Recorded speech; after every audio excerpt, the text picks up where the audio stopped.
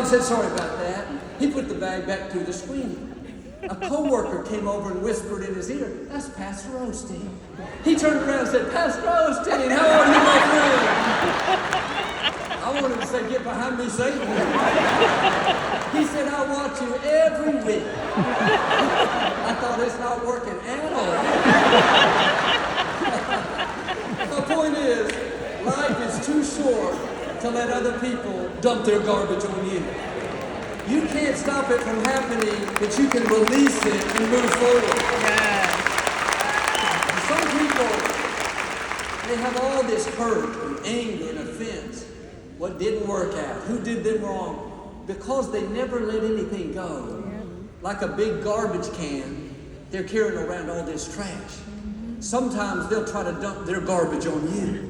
You have to be smart enough to say, no thanks, you can dump it, but I'm not going to take it. I'm going to stay in peace and enjoy this day.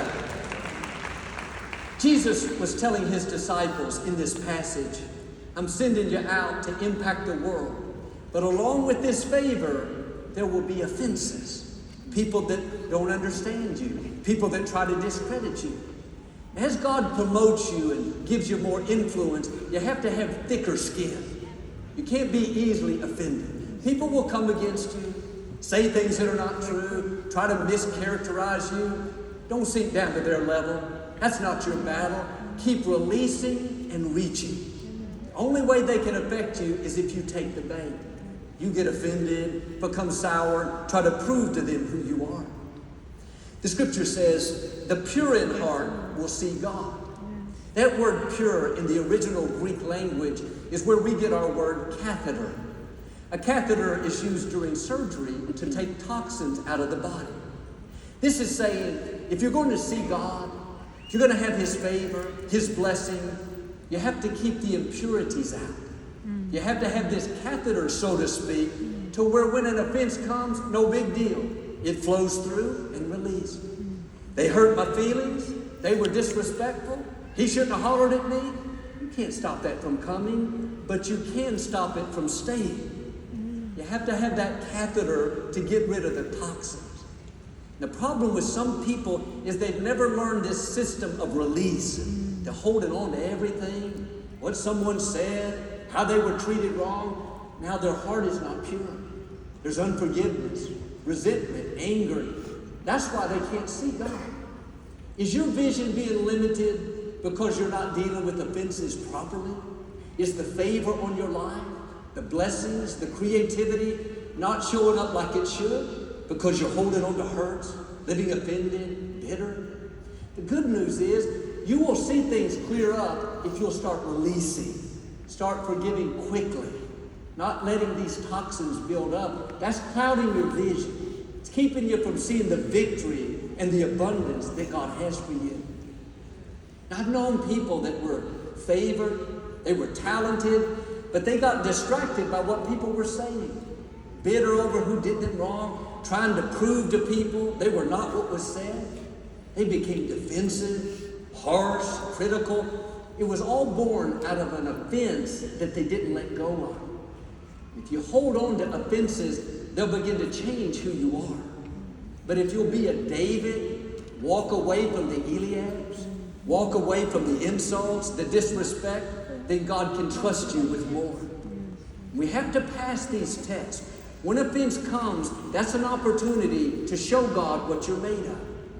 The easy thing is to get offended, be rude to someone that's rude back to you, live bitter, upset, angry. That's the carnal way to handle it. But we're supposed to walk by the Spirit and not the flesh. When you say no thanks, I'm not taking the offense. God, you're in control. I'm going to release it and keep moving forward. That's when God can trust you with more. He'll never let you face situations that are too much for you to handle. The next time you're tempted to get upset, be offended, pay somebody back, try a different approach. I can handle this. I have the grace for where I am. I'm going to stay cool, remain calm, and let God fight my battles. That's passing the test. That's keeping your heart pure. That's when you'll see God.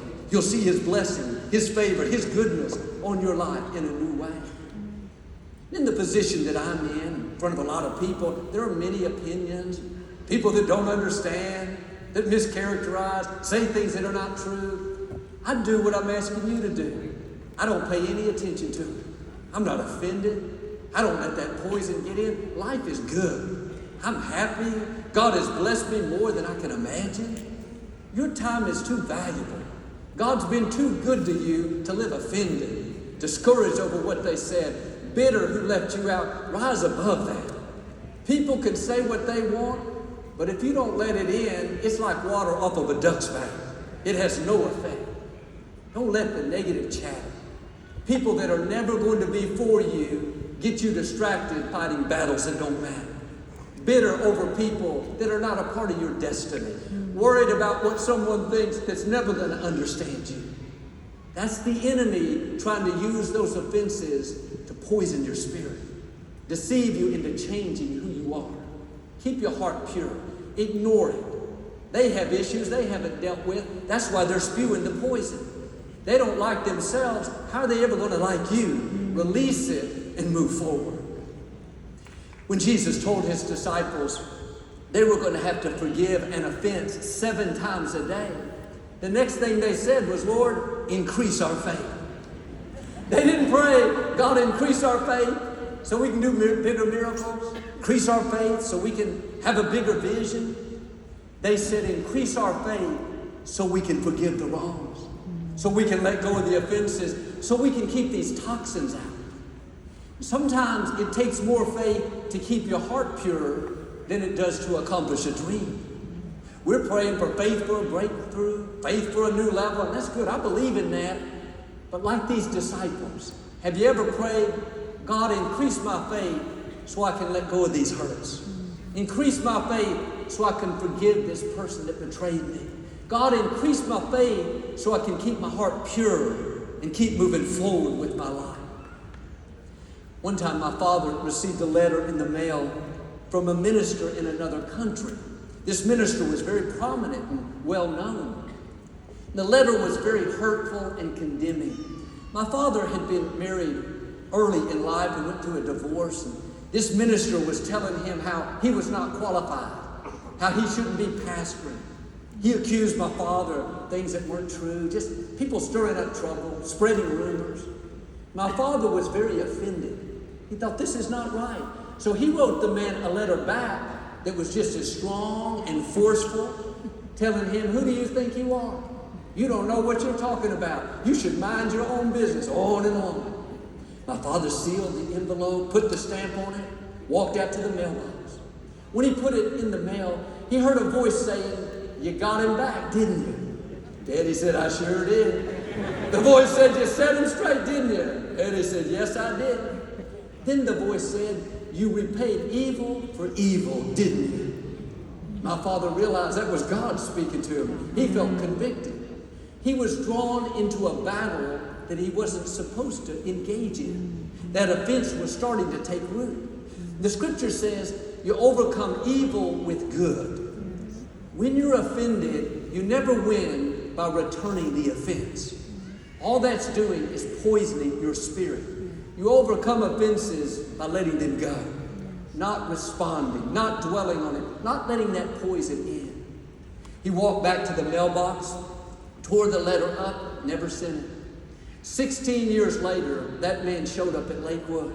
He said to my father with big tears running down his cheeks, I'm so sorry about the letter. I was wrong.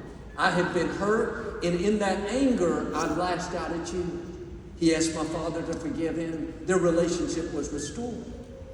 That was a test that my father had to pass. Had he let that offense take root, begin to change, become bitter, vindictive, angry, he would have never seen God's favor and blessing like he did. When an offense comes, you're dealing with something very powerful. That seed is alive. If you let it get in you, what's ironic is you will become what you don't like. My father would have become like that man, harsh, angry, judgmental. You can't take offense lightly. That seed can change your nature, sour your attitude, and limit your vision. In the book of Esther, there was a man named Naaman. He worked for the king, and He was promoted to prime